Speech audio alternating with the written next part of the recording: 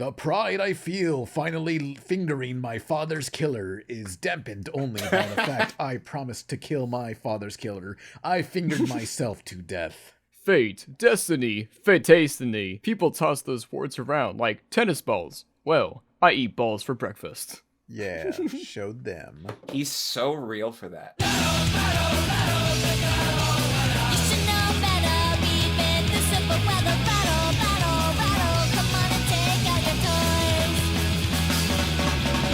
Hey, Pizza Party Podcast. I think this comes out in January still. It's still January. I'm Pan Pizza. Who are you people? I'm Daft Pina. I talk about our people. I'm Tron. I do FNF. And this video will actually release on Friday, January 27th. So this will still be a January video. And you know why that's important? Why? All three of us finally saw Puss in Boots last week. Yay, finally. But not the first one. Yeah. I got around to it. Yeah, not the first one. I didn't see the first one. Apparently, I saw a bit of the first one, and it opens to like Puss in Boots just finishing having sex with a cat, like it's a one-night stand. And he wakes up from a bed, and the cat's still sleeping, and he's like, "Adios, mi amor," and then he just goes off and just like gets himself checked, I guess, with the doctor. Do you know what the plot of that movie was? Something about an egg. I don't know. Humpty Dumpty shows up. He's an asshole. Didn't see it. But as for The Last Wish, Yeah, I kind of haven't seen it in years, and I don't really remember most. Anytime I see clips from that movie, I don't realize that it was from that movie. yeah, I didn't see it in theaters because I was like, Shrek 4 was mid. Why the hell do I want to watch Puss in Boots' spinoff? But this sequel is like, damn, this was fantastic. Yeah. I think a weird but better design choice. The original one has a small hat, just a very small hat, and the new one has an even larger hat.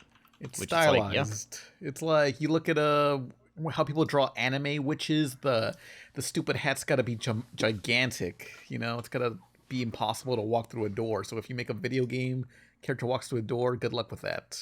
Well, like the new Puss in Boots design is the pinnacle of this is how you would remember it once you see it, but then you look at the original and you go, oh, actually it was different. Yeah, the new design is so good that like your memories get like drenched in it until you actually go back and look. Yeah, a design you wouldn't notice there's a difference unless there's a side by side. It was definitely the era of let's do our realistic fur textures, and then we'll kind of figure out the rest. Yeah. But for the actual film, I mean, like we're doing paintbrush strokes in like 3D motion, and it's like, how is this working? And one thing I always wanted is you've seen all those 80s posters for like Conan and stuff. Like I want I want a movie that looks like a painted version of those Conan posters. Yeah. I mean, we do see those. I keep getting recommended on YouTube. Those AI generated quote. What if McDonald's was an 80s sitcom, or the one we saw?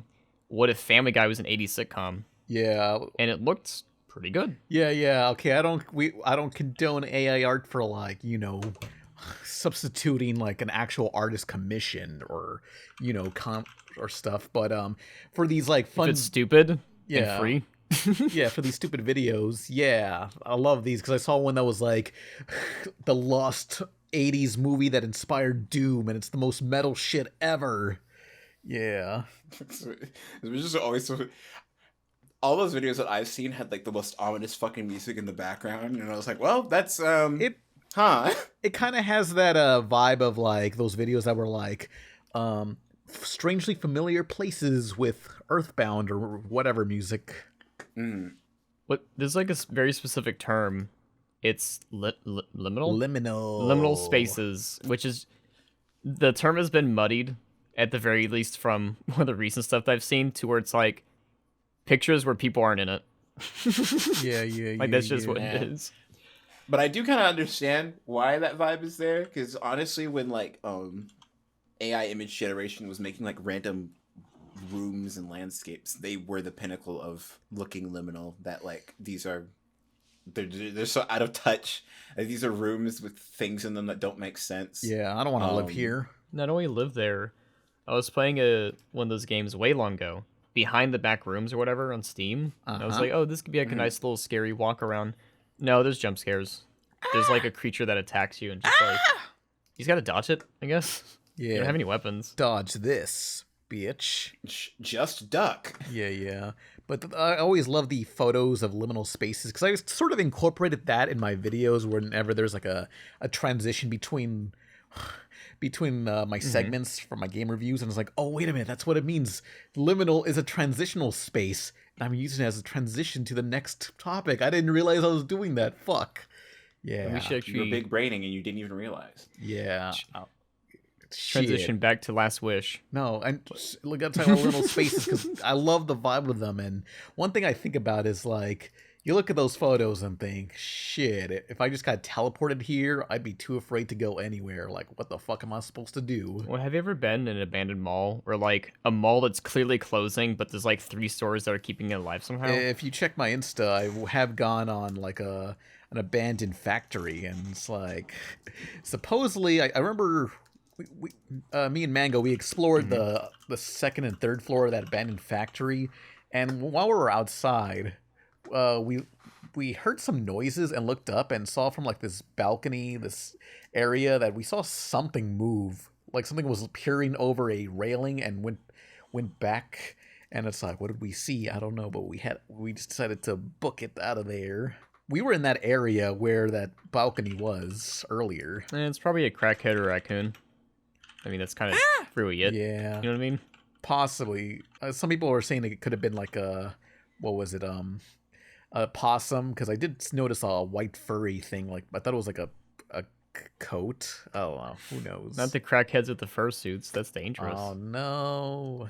Gotta keep warm somehow. But for furries, Yeah, Last Wish, we've had so many comments asking about it. And so, everyone, right? We got Puss in Boots, Kitty Softballs, Piero. How do you think their voice actors did? Fantastic. Oh, they did fantastic. Yeah. And what about the hidden villain, Jack Horner? That was not in the advertisements. Was he not? Well, actually, I avoid all the ads for spoiler-free experience, but yeah. Wow, but everyone loves him. I didn't really consider that he was hidden. Yeah, because people love him for being just a blatant, unapologetic villain. Yeah, he had a nice childhood. He lived in a mansion, had a successful business. Well, was his childhood all that great? Because we did see him like losing. His family lived in or I guess worked in some sort of carriage, and he danced in front of it, and They lost out to Pinocchio. Yeah. I did like. It's so strange though, because later on he says that he got rich like pretty early on. Like he hasn't really had to struggle. Yeah. He didn't have to grind for that mindset. Nah. But this movie takes place after Shrek 4. Yeah. If you remember correctly. And you do see, and I think it was a flashback, or one of the scenes where Puss in Boots. Yeah. Should I say the full word? Could I say just Puss? Is that fine? Yeah, you can say just Puss. Okay, Puss. When Puss is... when Puss's life... Okay, Boots. When Boots was having flashbacks, we saw like a Kuna Matata moment with Shrek Donkey. I thought that was pretty funny. Yeah. It's like they had to put him in somehow. I wonder if... Yeah, I guess they had the models from the opening intro, like DreamWorks' new startup screen. That does lead me to believe, or at the very least hope, they continue this art style with Shrek 5. Yeah, I'm going to be disappointed if they just don't do this style. What if they go back just to standard 3D? No stylization, to standard 3D. No. At this point, I feel like they probably won't want to. Yeah, it's just like, we're in this deep. I mean, like, it feels like from like the year 2000 through the 2015, all animated CG films just look the same. But now with this stylization stuff, now that we can do like paintings but moving, it's just, damn, we can never go back. It's a new era of 3D animation. A lot of it has to do with the equipment as well as the actual programs. Because of all these painting textures and painting effects and everything, unless it's drawn in, that has to be rendered in engine. And Jake knows a lot about particle effects. And I do. I'm trying to lead into you. Yep. Wait. Have you not used particle effects or simulations in 3D yet? That shit is awful. On a very very beginner level. another. There's like, because I mean, you're pretty much just getting a computer to like do a bunch of calculations for you, and that shit is it really is dependent on how powerful your computer is. Definitely so. It's like that very old adage of Japan where they were using AMD Threadrippers to, in real time, work on Terminator Dark Fate. Andy Threadrippers? No, AMD chipmaker, Threadripper. It's like a big-ass chip that's basically 2 chips put together. And it's just like a lot of money. Most people don't need it. And you can render in real time. Yeah, whoa. Lower quality, but like render in real time. Yeah. But it's for the story, right? It's a standard hero's journey. Yeah, we're on a western. We gotta go find the MacGuffin, the star that gives him one wish. And Puss is on his boots.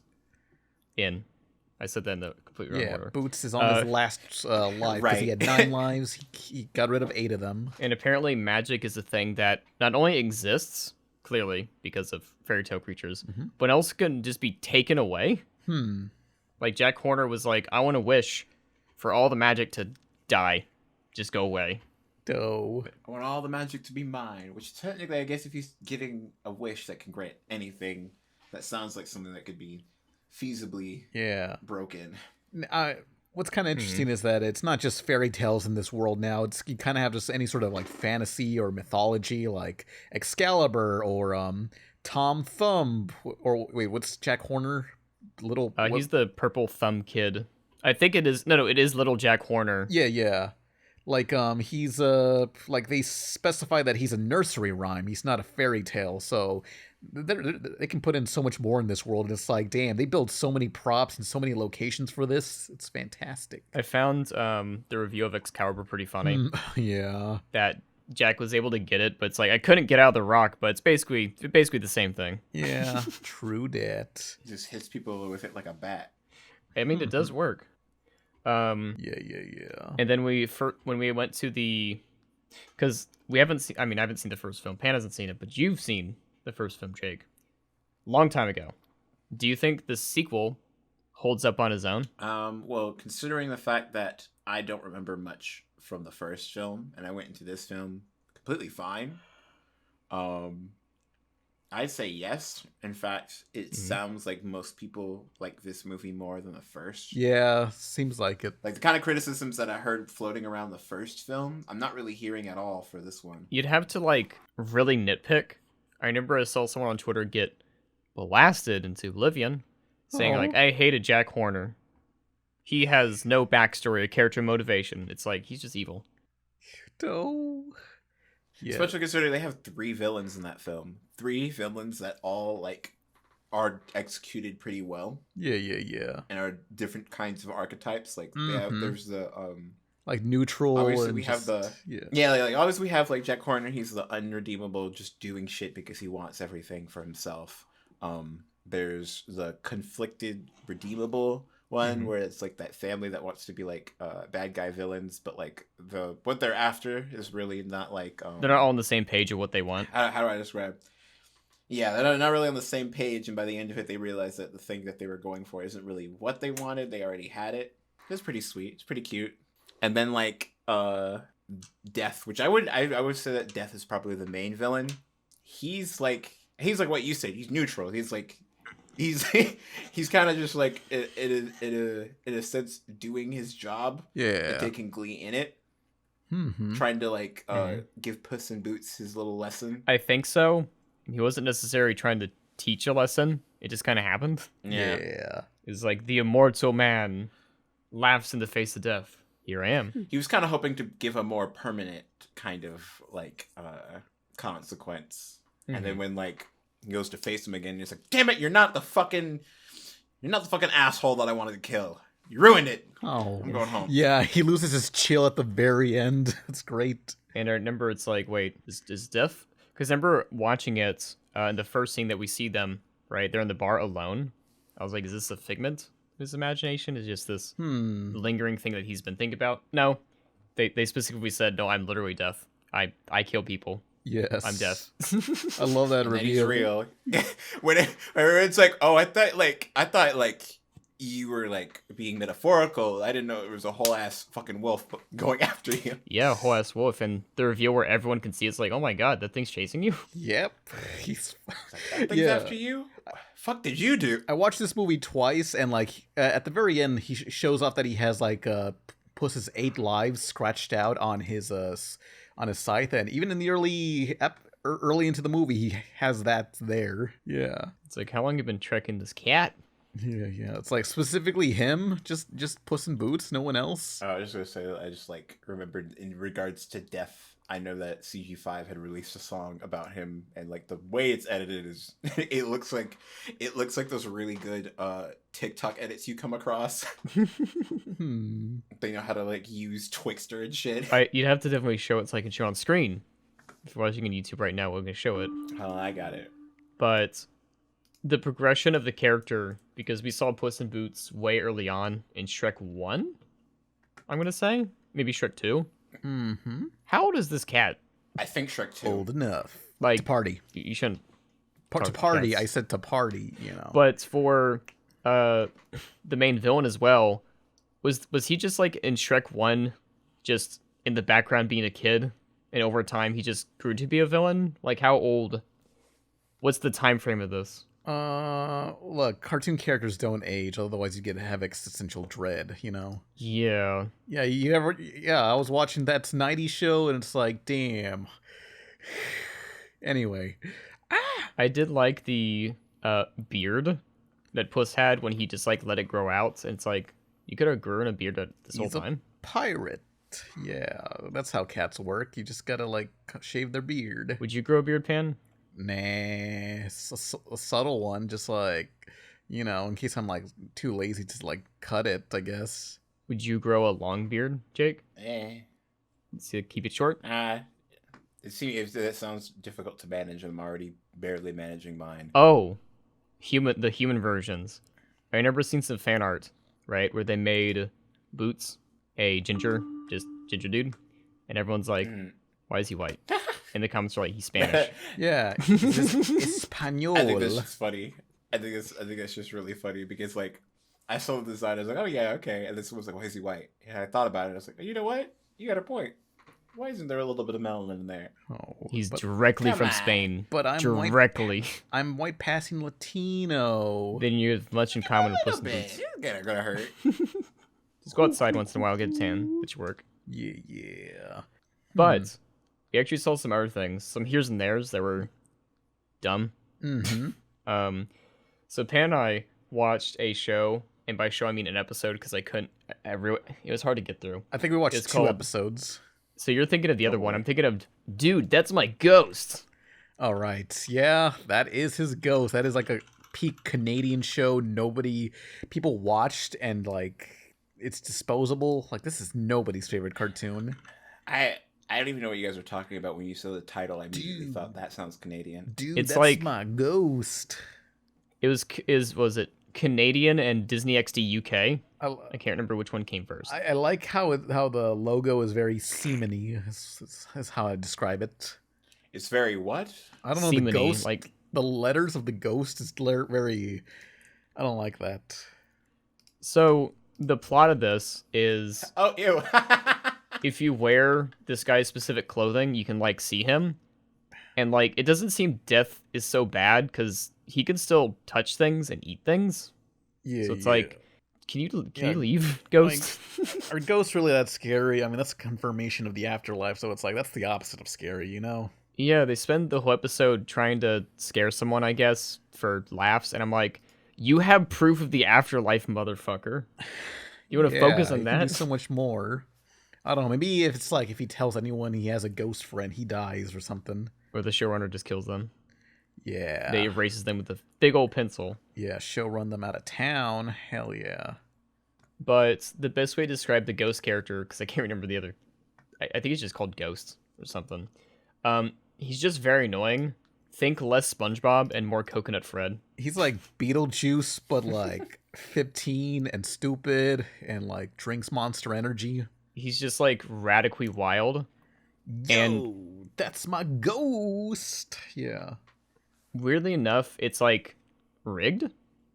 Like This is 2013, and this is Disney XD. Well, yeah, it's a Canadian production. This was like Teletoon or some low tier bullshit. But a well animated one that we saw was School for Vampires. Yeah, that's a cartoon where you probably never seen that cartoon, but you may have seen someone draw the girl character, and that's literally all that's special about this show. Nobody gives a shit about this show unless they're weirdos that are into the girl character, or their favorite WarioWare character is Ashley. Oh, what's your favorite WarioWare character? Ashley. Oh, okay. Yeah. So you love the show then? No, the show's ass. There's nothing funny. It's not interesting. The designs are cool, but that's about it. This show's just mid. Well, hold on. We gotta emphasize the time period, right? 2006 show. This is when they're first using digital backgrounds. Yeah. It's an Italian-German production, and you're saying, did we read it? Yeah. Nope. Netflix has a dub of the first 3 seasons. Yeah, I guess, I don't know, it's German and Italian. They don't have any comedy over there. Everything's miserable. I mean, I don't know how well it did, because the 4th season was never redubbed, but, it has very nice animation. It's fluid. There's some weird animation errors once in a while, but, it's just not funny. You know what I mean? It's just... Yeah, it's just a thing. It's not interesting. I'm sure if you're 5 years old or a weirdo who likes Ashley from WarioWare, you'd love this. I don't know. I'm sure because say it again? Just a little rough, you know? And we watched, 4 episodes, 11 minutes each. I think we got, 1 laugh. Yeah, laughing my ass off. Collectively. LMFAO on something else, because I was thinking of something else that was funny. But there's a whole Reddit, not thread, thread? Page? Reddit page. I don't use Reddit. There's a whole Reddit page about School for Vampires all the way back from 8 years ago. Yeah. Into 10 days ago, and there's 50 posts or something. Oh, yeah. And they're like, bring it back. Give us the 4th season. And it's what? Maybe there'll be a 4th season if they have actual jokes and an engaging plot. Well, no, the 4th season was made. It was just never dubbed by Netflix. So it's just what are we doing here? Yeah, they just gave up. That's Netflix. They give up on life. Everyone does. But you know who else gave up on life? Huh. Sierra Mist. Sierra pissed. So Pepsi dumped Sierra Mist. Jake, I know you're very heartbroken. And you like to little nice name. What? Sierra Mist, it's gone. You can't buy it anymore. What the fuck? They replaced it with something called Starry. Sierra Mist is the only other Pepsi. That's the only Pepsi product that I actually would get. Hold on. When there was places that only had Pepsi products, I would get Sierra Mist because it was less intense than the other ones. So Starry is the Gen Z replacement. Oh man, that packaging design is so slick. Yes, gotta get me my Starry. So I actually tried this, Jake. Oh, at least they still have lemon lime. Okay, I thought they had got rid of that line entirely. I was supposed to be so mad. It's just lemon, just full ass lemon, the whole pulp full lemon. They have 0 sugar and full sugar. The best way to describe the taste is ginger ale, but sweeter. Mm-hmm. So not Sierra Mist. Not really Sierra Mist. I'm gonna get Sierra. Because Sierra Mist was essentially when I went to a place and I wanted to get soda, but they didn't have Fanta. I would get I would instead get a Sprite substitute, which would be Sierra Mist. Yeah, it's always weird going to restaurants that you've never been to, and you're like, all right, gonna get some Coke. Oh, Pepsi. I'll make do, I guess. I like Pepsi more than Coca-Cola. Oh, you do? Yeah. Because the Pepsi man? Nah, it's just the flavor. That's what it's about. But for this, the best way to describe the logo is a GTA 4 drink. Yeah, you know what I mean? I can see that. Yeah, I remember that hamburger place in GTA 4. Where it's clearly a big logo that needs to be seen from a low texture resolution. Mm-hmm. And it's that's a soda. Starry. Yeah, it just works. Get your Starry drink. Supposedly, you said the flavor kind of is just mid. That's not what I said. What? Putting words in my mouth. I said it's ginger ale, but sweeter. Yeah, so Topo Chico, but with more spectacular flavor. I think it would be more of a stickier Topo Chico and a sweeter ginger ale. If that makes sense. Yeah. You should definitely get it, at least to try, because I don't know why not. just go try some. If they have it like at Walmart or whatever, I'll find it. Yeah, they do. Yeah, and I guess I will. I got mine from a gas station, but like it was one of those 2 for $4 things. That, and I got my favorite flavor. Blue. Blue. Yeah. I love Gatorade Blue. It's not Gatorade, it's just Big Blue. Yeah, my favorite track in F-Zero. Classic, never played it. Not to be confused with Big Blue, the TV series. Blue this. And not to be confused with The Big Blue, which is a dolphin movie. Yeah. And not to be confused with... I'm looking at other Big Blue stuff. That animation of like Foster's Home for Imaginary Friends where Blue blues it up, or blues this, or blew it. Yeah, he blew it. Big Blues, bluesy blue. Big Blue. This is the art style you get when you're making fun of modern cartoons. It's very... This ain't a real show. Cost effective. This isn't real. This is a lie. You're lying to me. I think it's for TVY7. You know, it needs to be fun, colorful. TVY7 and more like mid-television. Apparently that's what Netflix co-CEO Titsaranda said. What they say? What they talking about? They've said, quote, never canceled a successful show. A lot of these shows were well-intended, but talked to a very small audience on a very big budget. Well, eat shit, bitch. It's like, is this about Inside Job? Is it niche market? I don't know. So, like, sometimes you got to think about, like, how many people are online versus how many people are just, like, out there in the real world just watching Avatar and enjoying Big Mouth, you know? Avatar! I couldn't believe it. I didn't watch that. $2 billion! It earned $2 billion. I'm not making that money. Why do I care? I couldn't believe it. I saw a post. It was, like, I think from Breezy. And it was like December. Some guy. Wait, Funny Man. The second Blue People movie, or? Yeah, Avatar Blue People movie. The tweet was from December, and they said, Avatar 2's never going to make $2 billion, and the quote tweet was, guys, I have bad news. Yeah, look, that's what you get for doubting James Cameron. I have no idea why people are surprised. Yeah. I mean, it looks cool. Well, look, a lot of us were terminally online, and we assumed, yeah, none of us care about Avatar. Do y'all care about Avatar? Nah, none of us care about Avatar, but it turns out we don't live in the real world. So sad. I didn't care for it, but I saw it. Because I was like... It was contempt. Not to go too deep in Avatar, because we already had a whole conversation about it. I can see why everyone watched it. I'm not sure if liking is a good word. No. They appreciated it. They enjoyed it? I mean... They were just glad it was here. I'm pretty sure people liked it. Yeah. Do you remember any of the characters' names? Jigsaw! Besides them. Natari? Is that a character? Sounds right. That sounds like a character. Sure, let's go with that. Natari. Oh, you're thinking of Natiri. Yeah, close enough. Yeah. I'm going to read some of the other names. Ronal, Kiri Soli. There was Norm. Norm is played by the guy from Grandma's Boy, the nerd guy. You can't forget a name like Norm. We have Nolak, Miles Quaritch, Nitayam, Spider. Yeah. He has dreads. Oh, yeah, Spider. The little white kid with dreads. But hey, hold on. He's on an alien planet, and no one told him. Oh, no one told him no. They're like, let him have it. I'm just saying it's funny. You didn't know. We have Dessyria. I mean, I generally think that the second movie is definitely better than the first. I mean, I haven't rewatched the first one to be like, yeah, I can definitively say that kind of thing. But have you watched both of them recently? Technically, yeah. Wait, technically, what does that mean? The second one I saw with my roommate. We went to the mall that was right by us. But the first film, my dad has had us watch it like several times in a row. And then I watched it again recently, I think early last year, with some friends on a Discord. That's the best way to watch movies, especially Avatar. It was all right, although we were just making a lot of jokes. What kind of jokes? Just about the production, just about the acting? No, mainly just in like the sense of this is not a very self-aware movie. Yeah, can't wait for the third one when they have ashy people. Whoa, what? They specifically said Avatar 3. That's what they call them. Ashy people. The ashy people. I don't know if that's a proper term. It's definitely not a great one. I hope they fix that. This is a fake trailer.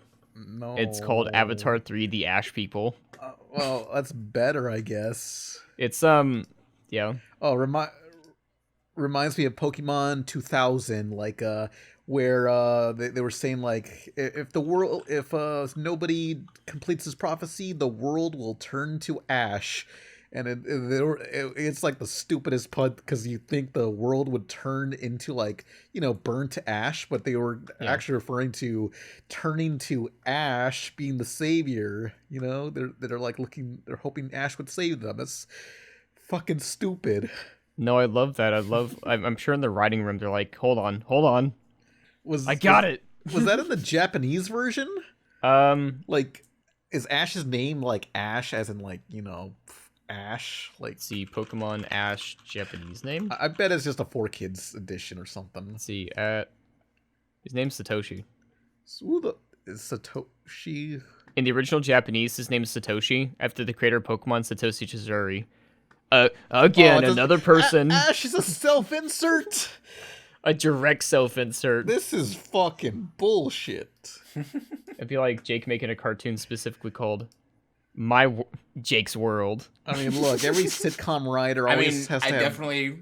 Yeah, you like Jake's World? No, I've definitely made like at least 2 IPs while I was in high school that were just adventures based off of me and my friends. That sounds fucking sick, dude. Yeah. It's very normal. Yeah. Like Pan's World. Every sitcom, like every sitcom has like the comedians all playing basically themselves and just having their own first names, so Yeah, that's what they based that 90s show off of. Yeah. There's a guy in the show called That 90s Show. Classic. Yeah. I used to watch that 70s show. Well, I didn't watch it. I left it on in the background as I played like Star Wars Battlefront or City of Heroes. And then it's like, damn, that 70s show is back with That's 90 shows, and I'm back to leaving that on in the background. Good times. I didn't really keep up with it, but it was there in the background. It still is classic. I do wonder for TV ratings of sitcoms back then. They got like a lot of episodes, a lot of views. Like, how much of this is that just people leaving the TV on and doing some chores before the actual show they want to watch comes on? You know what I mean? I mean, look, that it counts. It counts as a view, but like no one cares. Before this reboot came out, I remember way back when I watched an episode of That 70s Show with someone, and I just didn't. It wasn't that I didn't get it. I just didn't find it funny. I was like, I mean, it's a sitcom. How'd this happen? That's you just sit there calm and just appreciate its existence. He's like, yes, that was quite a good episode. I almost chuckled, but I restrained myself. Somewhat enjoyable. Yes, I agree. Yeah, at the end of the last podcast, we play a clip from That 70s Show, but it's animated. Cool. Like, weirdly fluidly animated, and they said it was a Scooby-Doo style, I guess. Yeah. Even though Scooby-Doo wouldn't be animated that well. They don't have the money for that shit. But I know we do have the money for. What? A break. Yeah. BRB. Should be right bitch. back. We're always in our clubhouse getting high. Super fuckers. Everybody wishes we would die. Super fuckers. Here we come like a bomb. Everybody fucking run. Hey, question time. If anybody has a question, be sure to start out with the word question so it's easier to find, and put the question in the YouTube comments of this YouTube video, or put it in the Q&A section of our Discord. And what's the question? Actually got a perfect question. For Jake. What'd you think of the new episode of The Owl House? Well, for the future. I thought it was great. I thought it was cool. I think it's a really cool middle part. It's very obvious that it's a middle part, if that makes sense. Yeah, I can see that. The first episode of the season was pretty much trying to cover a lot of what you would expect to have been covered in like a season in one. And it did it all pretty well, and even had like a really cool looking fight scene that, while short, was still really sweet. A lot of revelations, etc., etc. This middle part doesn't have any of those like crazy fight scenes. It has fight scenes, but like it's clearly not an emotional nor visual priority, because everything else that's being more paid attention to is struggles with Willow, setting up the Collector and King's dynamic, giving more context to Belos's nonsense. Yeah, the sludge goop that he is, and Luz getting her palisman. But I loved it. I loved it. I watched it. I wasn't able to watch it when it aired, but I did. I've watched it like 3 times on YouTube because they uploaded it like the day after. And We gotta be very clear. Disney themselves uploaded. Disney. Yeah. Oh. which is fascinating to me that like they were like, yeah, they said it too. They advertised immediately, like, we're gonna upload this to YouTube immediately, like, well, near me immediately. It was like 1 a.m. on the East Coast, so that people could watch it there if they couldn't watch it on TV, or if they wanted to watch it again. I'm like, oh, that's interesting. I'm wondering what that says about how they're gonna go forward with cartoons like this. Because I already know that they said that they were surprised by like the amount of attention the first part of season 3 got on YouTube. And what was it at right now? I think last time I checked it was at like 1 million views, 1.7.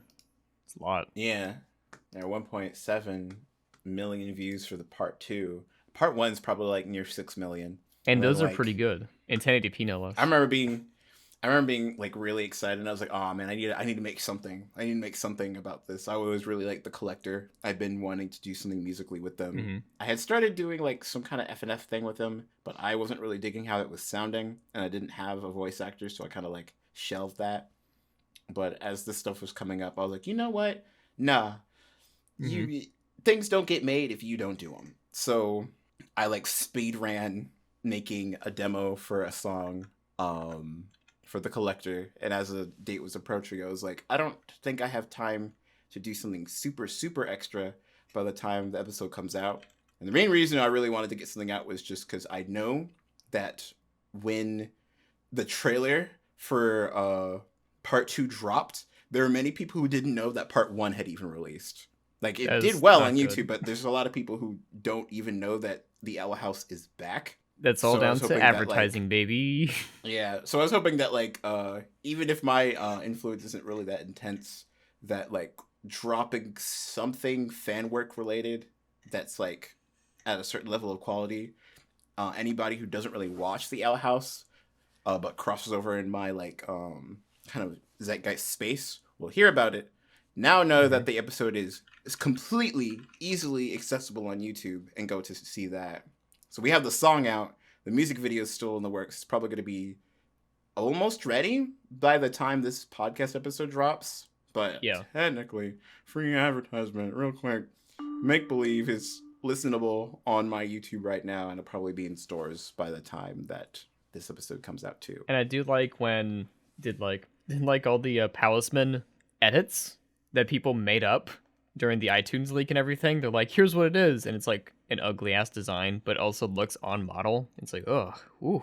Yeah, I do think it's a little funny that like the Palisman that they did choose. I remember seeing a leaked image of it briefly and being confused. I personally feel like this is a really safe option. I do like, and I remember you showed me a preview of this, and I was like, damn, Collector's got a good voice. Singing voice, no less, and everything. I got both tomato sauce on, which pretty sure that me and his audiences have already had quite a lot of crossover, because I've been in some of his videos, and him and his brother have been in some of mine. But this is the first time I really got to get him on a song. And then this person, her name is Sydney Osman. I ran into her demo reel. Actually, I think I ran into a video of her imitating Tails, and it sounded super accurate, and the Collector sounds like Tails. So it's like, oh, this person would be perfect. And originally they were just going to do voice lines, but as I was working on the thing, I was like, hey, how comfortable are you with singing? Turns out they're a full-ass singer. That's even better. And like the first takes that they sent of the song sounded like I barely, like, it was just really good. Like, usually you have to do at least a little bit of like production editing to some of the like the pitch, just so that, like, for the listeners, because it happens with most songs, but with like her, I barely had to touch it. But the image on screen for the talisman, we're not going to actually show what it is for people who haven't seen it, so we're just going to put the picture. Wait, oh my God, Lego no. Ida. Lego Ida. Lego Ida. Oh Pan. Like, just say, is that real? Look, yeah, we still got to get you to watch the show. I'll watch it eventually. Man, we could have pretended like it was real. We could have pretended like it was real and just had Pan convinced that Lego Ida was canon until we got to this episode. Gaslit forever. Space Girl Station. Question for everyone. which comic book or graphic novel would you like to see get an animated show or movie adaptation? Well, I already said Bone. Scud, the disposable assassin. But What about you, Jake? Bone. I'm still waiting for Brian Lee O'Malley's seconds. Oh, They said it was going to be adapted, but where's the updates? you know what? There's a cool DC character that appears in only like a few cartoons. No, wait, not him. Forget him. I just figured another character. Was it Marvel? I forget who. Okay, it's called fuck. What's his name? Slapdash. No, Slapstick. Slapstick Marvel. What's the name? Yeah, so I think Slapstick can work like the show Happy.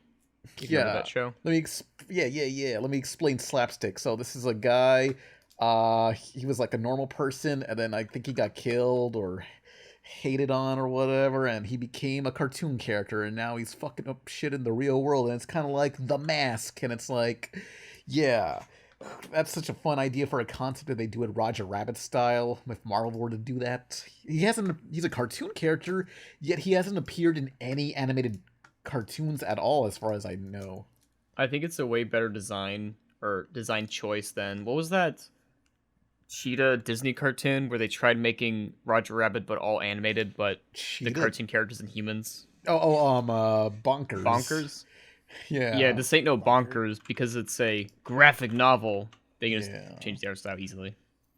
Yeah. But if Marvel actually like tries to do something unconventional and wants to do like some Marvel Roger Rabbit BS, this would be a great idea. But another character I want adapted is DC's Booster Gold. He's this asshole from the future. I think he was a janitor, and he finds a time machine, and he's like, yo, if I take all this future technology and go back to the past, people will think I'm the fucking tits. And no one did. He's in the present day, and he sucks. Well, it's like all those characters that are like the Scud character, right? It's an iconic character and everything, but that's just one of many. Like, is the uniform that Booster Gold wears, isn't that just the janitor uniform? I think Booster Gold. That sounds like something he'd do. No one's. It's just know. like this may be a standard $20 uniform, but gives me superpowers.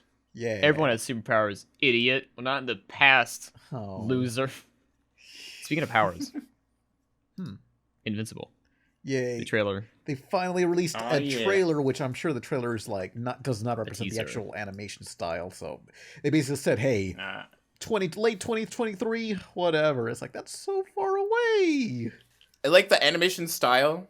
The animation style of like that promo had me go, "Oh, okay, so this is something that like was probably made on the side of like production, just to like so people know that it's like there's stuff going on. We're not dead."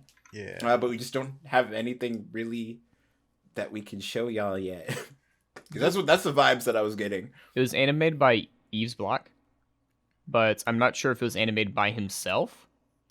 Let me double check. All right, I found it. So it's here it is. Quote. I'm quoting the tweet by Yves. I'm very happy to direct the Invincible Season 2 trailer. It was a treat thanks to my wonderful co-animation director, Dank Moss, and wonderful production people at Bobby Pills. So that's production team. Okay, so they let it. Very fun.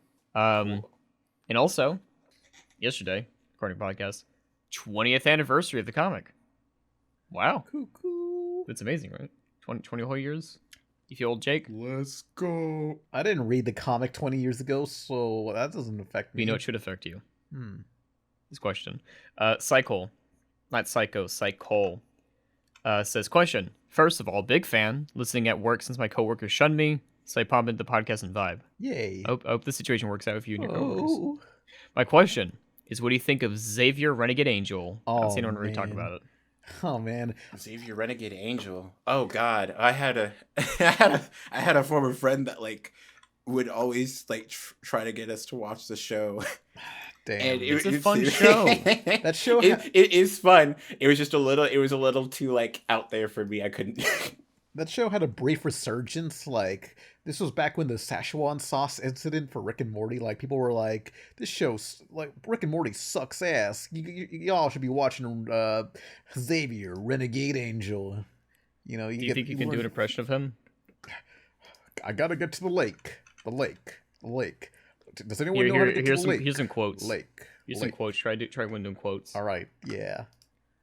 Oh, hang on. Let me click Oh on god, they have a this. TV trope page that makes sense. Don't you see, missing child? You can seek to reconnect with is still inside you, but you buried it.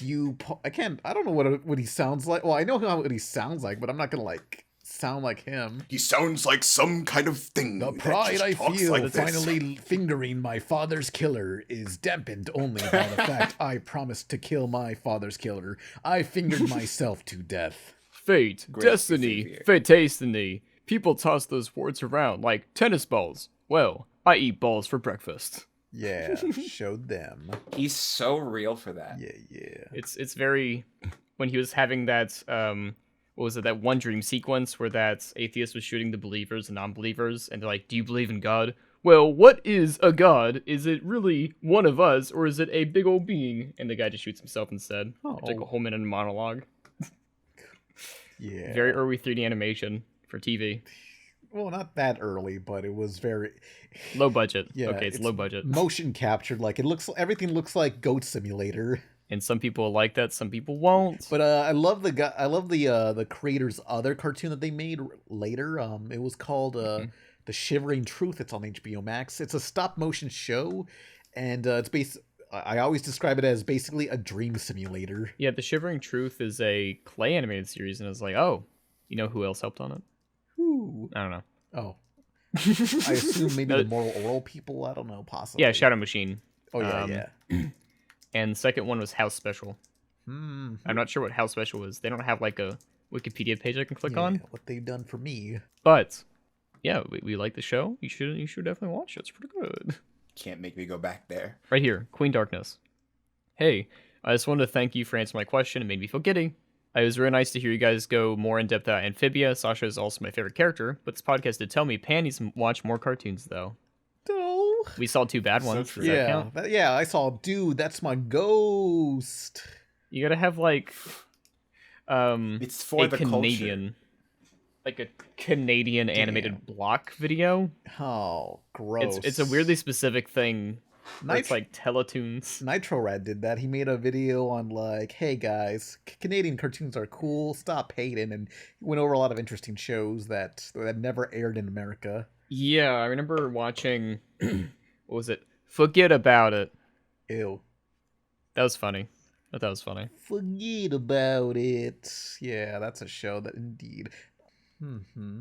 But we have another question right here. Jopo or Joe Zero. I think that O is more like a 0. I wish Discord had zeros that are like the slash in the middle. You know, like this dot matrix printers. But anyway, Yeah. question for Pan. Who's your favorite Hannah Barbera character? The Top Cat crew, because I'm glad with Jellystone that brought back relevance for that series. But mainly Benny the Ball, because his Spanish voice is like in America he sounds like a grown ass 40-year-old man who just smoked a bunch of cigarettes, and in the Mexican version of Top Cat, Benny the Ball, the blue cat, just sounds like a baby like this. Wasn't Top Cat very popular in Mexico? Surprisingly, yeah. They had their movie over there and stuff, and in America it only lasts like 30 episodes. Here, right here, I'm looking. Language is English, Spanish. Box office 112 million pesos. Damn, so it's a lot of money. Mm-hmm. I wonder how they discover, like, with all the Hanna-Barbera characters that they have, they're like, all right, does anyone like this one? America? No. Mexico? All right. This is Mexico's favorite Hanna-Barbera character. What about yours, Jake? I mean, I feel like my answer would be really basic because it's like the only Hanna-Barbera cartoon that's been very, very present in my life is probably Scooby-Doo. Nah, let's not do Scooby-Doo. That's basic. You gotta expand. That's basic. What about bitch stuff? What was it? Doggy Daddy. Yeah. He's funny sometimes, I guess. Yeah, any daddy can Or be a Fred doggy. Flintstone. Or Yogi Bear. I would say Fred Flintstone, but I haven't actually watched any of the Flintstones outside of like clips Get the and fuck maybe that out one of here. live action movie. Well, And probably that live action movie only because they played it at a daycare. Yay. what about Huckleberry Hound, the town mayor? Oh, no, he's always depressed. No, you're thinking of Droopy Huckleberry Dog. Hound. They're all depressed. What about Magilla Gorilla? A lot of these characters were probably reintroduced to me via Jellystone. Yeah. Keeping it relevant. I think they had better characterizations than the Harvey Birdman show. Sometimes, yeah. Only in the terms of, because of the limitation that this is G, they really exemplified what the characters are about rather than just adulting it. You know what I mean? Mm-hmm. Yeah. Though I do like the Harvey Birdman version of Fred Flintstone, the Dabadon. Yeah. He's like a soprano. Jake posted a thing where it's like Huckleberry Hound and Astronaut Huck. And then Quite a name. Astronaut Huck. This is the original production cell. Imaged by Heritage Auctions. Yeah. This is a cell. They're always selling all the cool stuff, and it's always too late. What's on Heritage Auctions now? Heritage Auctions. I gotta get some, because anytime I Google for like high-res images of anything pop culture, like I always end up there for images. It's like, damn, this thing's already been sold. Gotta buy something. Go on. Off topic, but look at this like Hortensia jacket. Sweater thing that's like nearly $2,000. We're gonna show it on screen. see. Oh, it's the Givenchy. What the God. fuck is that? What the hell's that shirt? I like the this? shirt or sweater. I like the sweater, but like that is not worth 1820 the year specifically. Yo, I can. Yeah, no. Nah. Like this looks cool, but like Jesus Christ, oh my God. Oh look at the back. Like it's not even fully on the back. It's like the side. You see like a little Oswald holding Mickey Mouse's head or something, or like flowers. Yeah. And it's It's probably in reference to like the Lunar New Year. Anybody want to buy a picture of Muhammad Ali about to beat the shit out of Bugs Bunny? yeah. That's how much is it? Auction preview. They haven't started, but you 800 at home can bid on this bullshit. Yeah, can't believe this is a real picture, not animation. Yeah, So, what the fuck's this for? Like, what did he have against the Looney Tunes? well, it's kind of like when Muhammad Ali fought Superman for Yeah. some reason. Kicked his ass. I always see those covers, and it's like, you know what? Someday I should actually like read the comic Nah. to see what's happening, or like why people are doing stupid things. Well, where it's covers like were like Superman. they were like yeah. clickbait back then. They were just like, yo, what the heck? Why is Superman doing this shit? Oh yeah, gold. Is it Golden Age Superman or is it Silver Possibly Age? Silver. I think it's Silver Gotta Age. put the gorilla yeah. in there. No, I can't find. Nope, I think it's Bronze Age. Joe, It's Bronze Age. no idea. Yeah, I'm trying to find the ones with this. I'm just gonna type in Superman If it stupid wasn't covers. in a I'm just gonna type this, cartoon, it just gonna don't find it. matter. All right, okay, we got some ones. Please, Superman, my oil well's on fire, and you're the one who can save it. Sure, for $5,000 cash in advance. Yeah, fuck you. Fuck you, Jimmy Olsen. It's your problem. We also have this one where it's just Superman's fat. Yeah. He's just fat now. Hell yeah. Jimmy Olsen is stealing his tears. He's like, Jimmy, what kind of pal are you? How can you laugh at this heartbreaking movie? Don't ask questions. Just keep bawling, Superman. Every teardrop is precious to me. And it's like, what the fuck? This is Superman's pal, Jimmy Olsen. He's an asshole. He deserved to get shot in like the Snyderverse. Or like, do you like this one where it's like, here, do you want to read this one, Pan? Do your best Superman voice. Yes, Lois, I'm Superman. But a strange fate has changed my form. Now you and I must act out a modern version of Beauty and the Beast. It sounds more like Bane. yeah, Bane from the Harley Quinn show's getting a Valentine's Day special. Yes, I love Valentine's Day. Oh boy.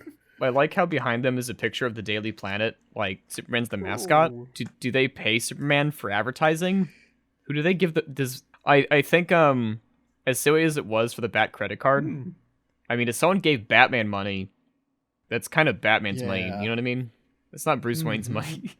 No one cared who I was till I put on the mask. Does Superman have a Superman bank account?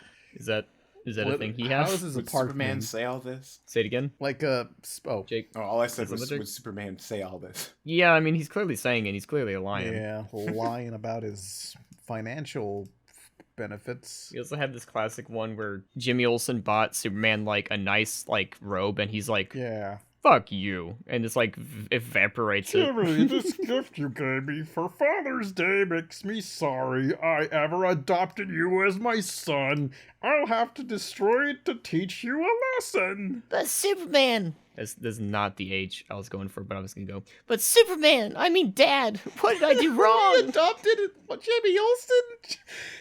What's the fucking age gap there? Sometimes Jimmy Olsen is just like a kid. No idea. This just reminded me of the Super Sons film that came out on HBO Max too.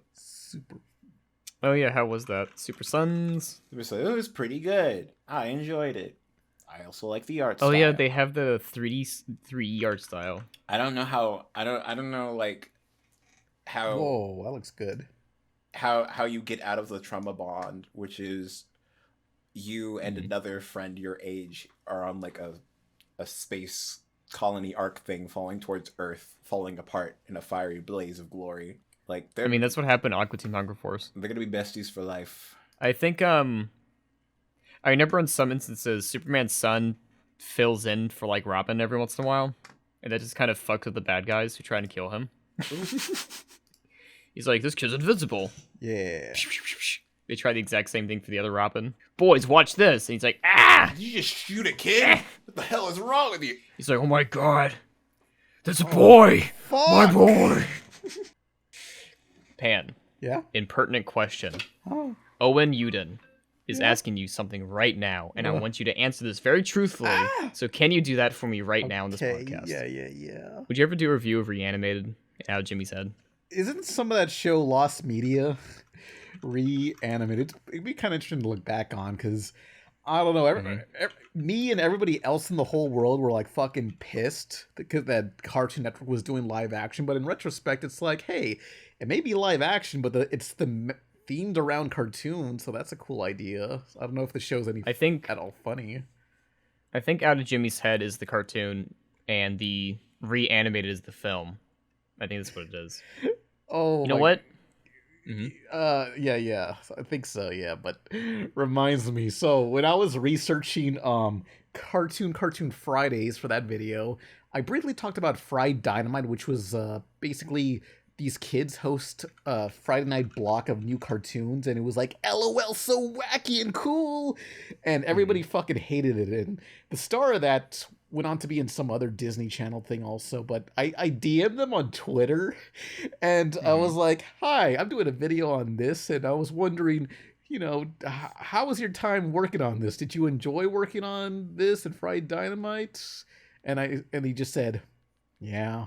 And I just like pressed on saying, so, do you have any fond memories or any special moments? Ain't no fond memories when they just said, yeah. I forget who it was. Whoever the Fried Dynamite kid was, I got Fried Dynamite. Who was I talking to? I remember those days. That was my nom. Let's see. They told me to be extreme. I had to drink 3 energy drinks per hour. Yeah, Blake Michael. Oh man, he's in Lemonade Mouth, which this sounds like the worst fucking name for a Disney show. Like, I don't know. It has the same thing like Lemonade Party or whatever. It has that same energy. It looks like he's been in movies such as Princess of the Row, Mostly Ghostly, One Night in Doomhouse. Dog with a blog. Oh, that's R.L. Stein. Okay. I Killed My BFF, a Lifetime movie. Uh-oh. Oh, he was in a Voltron Legendary Defender as Curtis. Yay. And then nothing since 2019, just nothing. Oh. I hope he's doing good. Oh, he could have been in my video, but I guess Fried Dynamite brings back terrible memories. He's like, I could have answered any other question. Any other question, but you had to ask me about fucking Fried Dynamite, you piece of shit. I'm sorry. I was just like, hey, you like that show? Oh, you liked working on that? And I guess he did not. Oh. But oh, I'm checking his like Twitter right now. He's followed by Adam Hicks of Zeke and Luther. You know the one. Which one's out of jail? Adam Hicks, the one that follows him. Okay, so that's okay. Oh, so we narrowed it down. Luther? I think he played Zeke. Zeke. Yeah, yeah, he went to jail for robbing a person at gunpoint, which, oh man, I remember. Yeah, you were there. I can't. No, I was not. But like some voice actress What's your alibi? lady. I won't say what this voice. Somewhere else watching good shows. But yeah, this voice actress lady, I won't say which one, but she tweeted a couple months back saying, "Yeah, I remember when Adam Hicks was arrested. That was outside my house. There were like SWAT teams everywhere." But she later deleted that tweet. I always think of because he's definitely not the first, definitely not the last celebrity just to like try and rob someone. Nah. It's like, have you tried working at Target? Or something. It's like he needed some quick money now. Like, like, hey, if I was getting robbed at gunpoint, I'd be like, whoa, you're Zeke from Zeke and Luther. I remember watching that show in the background. Didn't really care for it, but it was like, yeah, in the background, quality noise was playing Star Wars Battlefront and City of Heroes. Good times. And they're like, did you buy any of our episodes on iTunes? Oh fuck no, I didn't. I didn't buy any of your shit. All right, give me your money now. Oh, give me my money now. If no. you bought on iTunes, you would not get robbed right now. No, please. I'll buy it now. I'll buy it. Oh, when it goes on sale. I'll wait for someone to give me a gift card for iTunes. Yeah. Dennis asks, this will be the last question. Question for everyone. Have y'all ever watched Two Stupid Dogs when you were a kid? Yeah. If so, who's your favorite 2SD character? They Oh. abbreviated it because it's cool. We were all pretty stupid back then, but yeah, I watched a lot. I knew, yeah. I remember watching a little later in life and seeing like, what the fuck? You have a strip club scene in this show? What the hell? Wait, this is where Secret Squirrel came from? Oh, well, Secret Squirrel was a Hanna Barbera character, but they added shorts for it. Yeah. Oh, yeah, because I'm looking at this fan art, I guess, but also Hanna-Barbera Classics Collection, Two Stupid Dogs, and Secret Squirrel Show. Oh, damn, that Squirrel Girl on the right. How come the furry demographic hasn't, like, ruined her? Yeah, I remember the scene that you're very specifically referring to, and it's just like, this is also the 60s, I guess. Yeah. They didn't care. They said, Nah. kids know what strip clubs are. Look, furries these days don't know what Two Stupid Dogs is, so they probably haven't seen Secret Squirrel. If you want to own a piece of Two Stupid Dogs history, apparently you can buy an animation cell, the title sequence, the actual title, actual title frame for $1,195 if you're really into that shit. Shit, that is fucking history. It's the fucking title that's in every episode, damn it. I just keep thinking about the clip of the girl going, ooh! Not only the title, but the background. Yeah. I always like looking at, researching animation cells. Mm-hmm. Just to see what's going on. And there's a local place, I won't say what, because I forgot the name. This local place near me that has comics and animation cells. Most of them for Star Wars Ewoks. Golly. And I bring that up specifically because when I went to another state, completely different comic chain, they also had cells of Star Wars Ewoks. Yay. If you wipe these off, you can probably get more money from just selling the celluloid. Yay. Do you know what Star Wars Ewoks is, Jake? No. So Star Wars Ewoks is basically an animated series about the Ewoks, and they're made to be brand marketable. And they had a crossover film called The Caravan of Caravan of Truth? It's called Caravan of Courage and Battle for Endor. These are two, for the longest time, canon Star Wars films that were made for TV that are as bad. Oh. Probably not worse, but as bad as the Star Wars Christmas special. Oh.